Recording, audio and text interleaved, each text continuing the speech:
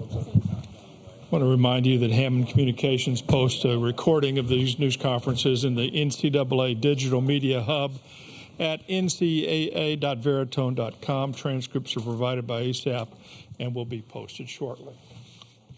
Tony, give us an overview, please. We didn't play very well tonight. LSU did. Both teams made mistakes, but they capitalized. So ultimately, that's on my shoulders, whether it's in the middle of the game or pregame for our guys to play better. But this thing's already over with, and in my mind, in the past, the game I'll choose to remember this team by was yesterday. It was the last great moment we had together, and it was also a game that was very representative of how the season went. Started out slow, a lot of struggles in there, a lot of frustration, but guys overcoming that and working together, coming together to make sure we have success, and that's what occurred. So that's what I'll remember it by. And as far as the whole team goes, much was made about preseason rankings with this particular group. I think guys like Drew and others helped kind of get our program to a new category. And no disrespect to any writers or anything like that. We certainly had a lot of talent, but I didn't think we deserved to be where we were at the beginning of the season, and I let them know that. Just a lot of new faces, a lot of things that we had to replace, and we did that by the end of the year, in my opinion. I know we won't be one of the last two teams standing because number 2 was our highest preseason ranking, but we kind of challenged these guys to actually become that. And, maybe we are, at least top 5 or somewhere in that category. Again, no disrespect to anybody else. So that's what I remember this team for. And our program needs to get better, but this was a group that helped our program improve, no question, and did some things that others have never done. Okay, we'll open up for questions for the student athletes now. Again, raise your hand. Give us your name and affiliation and to whom you're asking the question. We'll start here with you. Ryan Schumpert, Rocky Top Insider. Drew, just what will you remember the most about this season and this team? Yeah, I mean, the thing I remember the most is probably the tough times we had and just the hills we had to climb. I mean, this season starts not just in February. It starts back in August when we got on campus in the fall. I mean, it's a grind. You go through so much with your teammates and your coaches, and you figure things out, then things don't work, and you figure out something else. And I think just all those trials and tribulations that were thrown at us and that we had to fight through as the season went on, that's just the things you remember because you just push through it with your brothers, the guys beside you, coaches beside you, and that's just the memorable parts. Is the winning's great, but making a bond and making like a family with the guys beside you is the part that you come out on top with. Okay, we'll go up here. Jack Foster, Rocky Top Insider. Drew, just sophomore year, how do you think you improved in year 2? Yeah, I mean, we attacked the off season. Obviously, you want to be better every year.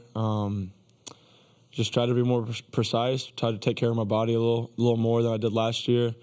Really tried to step into being more of a leader on the team. Showing the right ways for guys like AJ coming in, a freshman. He's stepped up in a big role, and it's just been fun seeing guys like that. But I feel like just filling in my role as a guy on this team that can influence others, and I think that's just the biggest thing I've taken away this year. Okay, next question for you have somebody. Okay, back to Ryan. AJ, just how were you able to handle the emotions and kind of your first big leverage postseason moment, and what did you have working for you? Yeah, I thought everything was working pretty well. It was a short warm-up, but just going out there, just trying to breathe and bring myself down to normal heart rate and stuff like that. Just really focused on breathing, and me and Cal, and it kind of all just worked out. Okay, go right here. Wes Rucker with 24/7 Sports. Drew, y'all have had so many times this year where you came back late, you're able to kind of keep fighting, make it happen. What did that help the mood at all throughout the game when things didn't start the way you wanted, and why did it not maybe happen this time? Yeah, absolutely. I mean, that's a good ball club over there. They've got good team, but yeah, I mean, it was never out of reach. It just it didn't happen today. It's baseball. just the way the tree falls sometimes. And so I don't think anybody ever had any doubt. I mean, I think we were just going out there playing the game we all love, and it just didn't happen for us today. Okay, any more questions for the student athletes? Guys, you had a great season. Thank you for coming up. Thank you.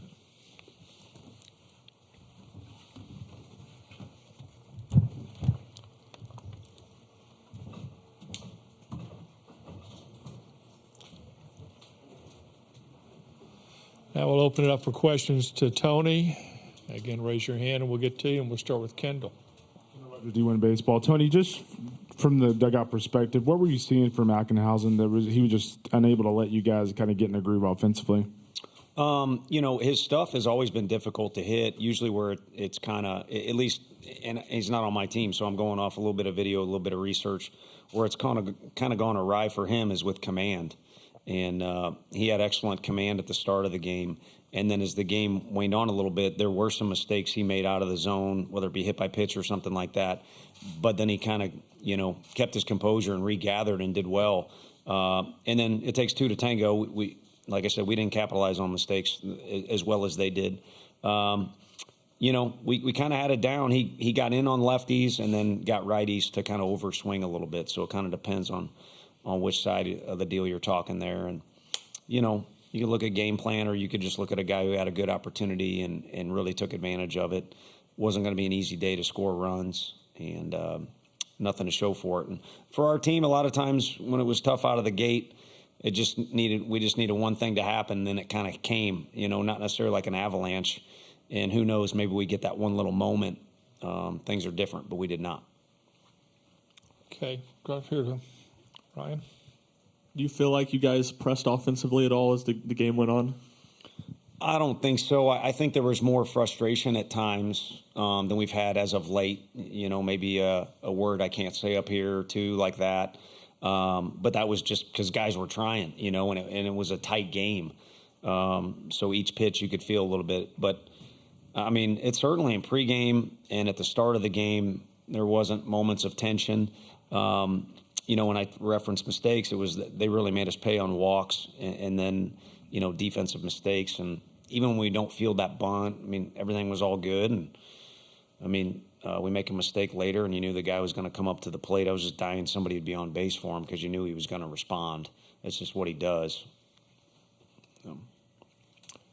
Okay, we'll go here to Jack.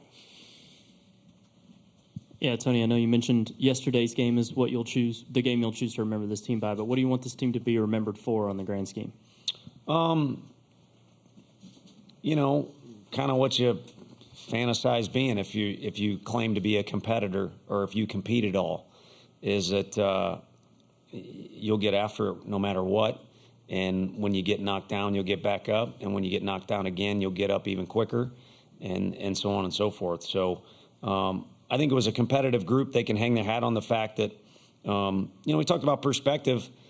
There's a variety of tradition within each program, and it takes a lot in our league to be able to brag about tradition. But for us in particular, we wanted to get to a regional, and then we wanted to have a roster that was really athletic that you guys would be excited to write about. And, COVID's whatever. And then we wanted to get here, and we didn't win any games. And then we wanted to get here again and win a game, and this group did it. And, I skipped a year, but boys that were a part of 22, give it a couple years, and you'll get yours.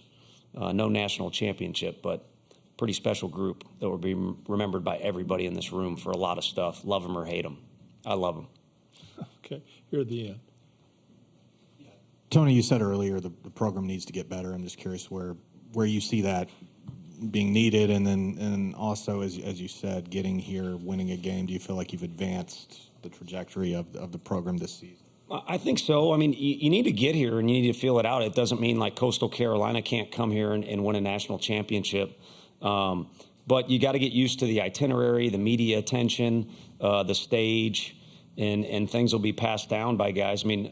Our guy, we had some tough dudes on that 21 team, and they kind of locked up a little bit that first game. We also faced a guy named Abbott.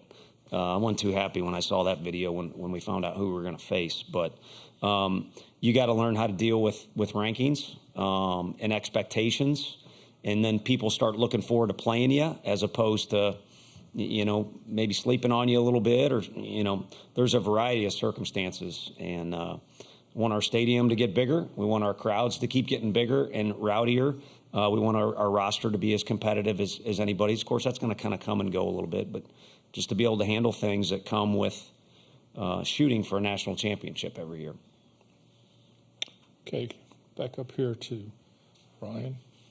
Just wanted to get your vantage point on two plays. The first being Maui's double and holding Cal up at third, and then the following half inning on the bunt single that Zane threw into right field. Yeah, I mean, Coach E had a difficult challenge yesterday because there's one play where you got to just send the guy and make them play catch, and the wind keeps pulling the ball in and they do it. And then he's got to send the other guy, and Zane kind of got his, gosh, love him, he kind of got his feet tangled up a little bit and made it closer than maybe it should have.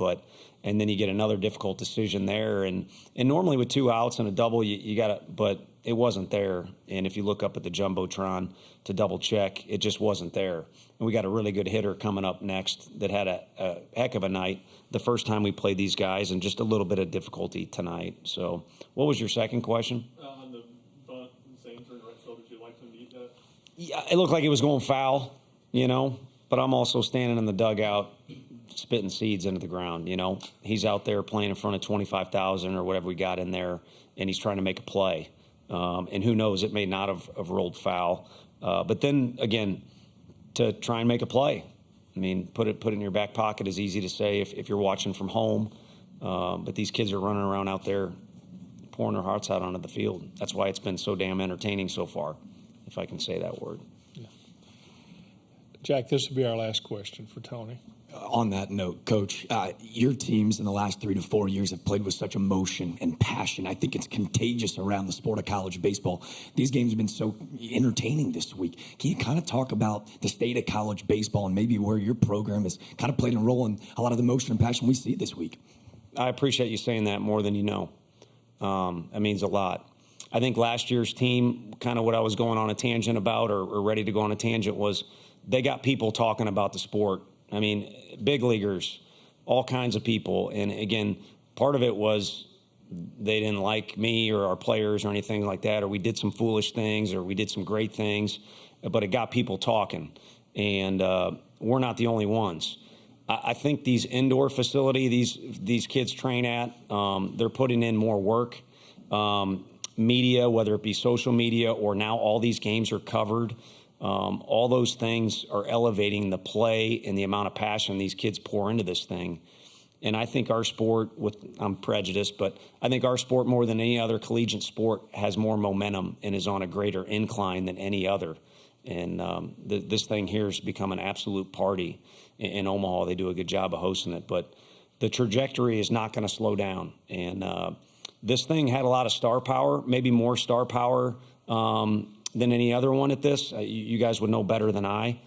So why can't next year have even more star power? Having said that, hopefully Florida's not here. That big old first baseman, knows probably be a good guy to have around here. We got a couple too, though. Tony, thank you. Thank you. Congratulations again. Appreciate you. Yeah.